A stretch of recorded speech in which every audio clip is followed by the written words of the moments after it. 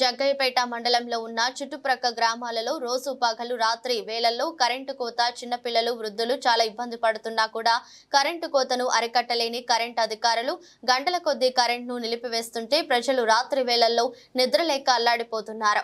ఈ కరెంటు కోత వల్ల ప్రజలు రోడ్డుపైకి వచ్చి ధర్నా చేయడం జరుగుతుంది।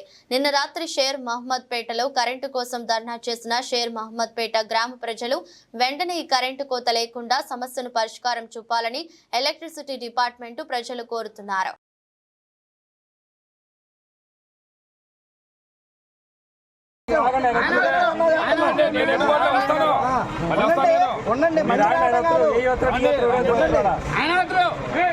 నేను ఎటు పోను వస్తానని చెప్పాను। మీరు ఆడికి పోతే మరట్లేదండి, మా సమస్య పరిష్కారం మీరు చేస్తారా, ఏ యాత్ర ఢీ యాత్ర జైలు చేయండి, మా సమస్య పరిష్కారం వాళ్ళే చేస్తారు। ఎన్ని రోజులండి 3 నిధులకు నిలుగుతారండి।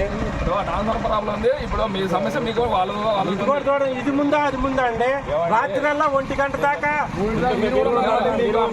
చెప్పేది మా బాధ మీకు అర్థం కాకనే ఏం చేయమంటారు, దానికి అంటున్నా అది నాది కాదు అన్నా ట్రాన్స్ఫర్ ఇచ్చేది ఎవరండి, పాటు ఉండండి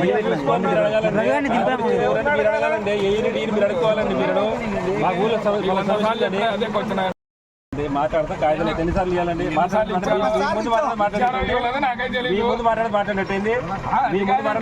దానికి కాగితాలు ఇచ్చారో ఇవ్వలేదు నాకైతే తెలియదు। నేను వచ్చి కొత్త కాబట్టి ఎన్నాళ్ళు కొత్త మీకు పంట కొత్త ఎన్నాళ్ళు కొత్త అండి, ఎన్నాళ్ళు కొత్త అండి ఏం తెలుసు అండి, కొత్తనా అవును 2 సంవత్సరాలు పట్టింది తెలుసుకోవాలంటే ఎక్కడ మీరు తెలుసుకోవాలి, ఏం తెలుసుకోండి నాన్నలు ఏం తెలుసుకుంటాం అండి 2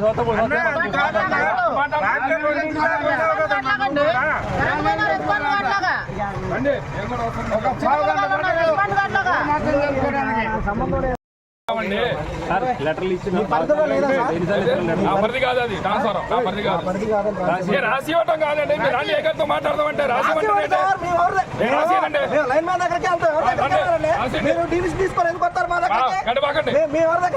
ఏమండి నువ్వు కట్టబాకండి, ఆయన అప్పుడు ఏ వస్తాడో ఎవడు వస్తాడో అప్పుడు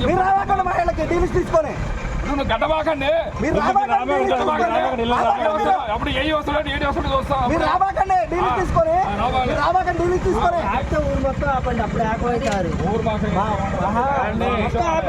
పరిష్కారం చూడండి, మాట్లాడండి నేను కూడా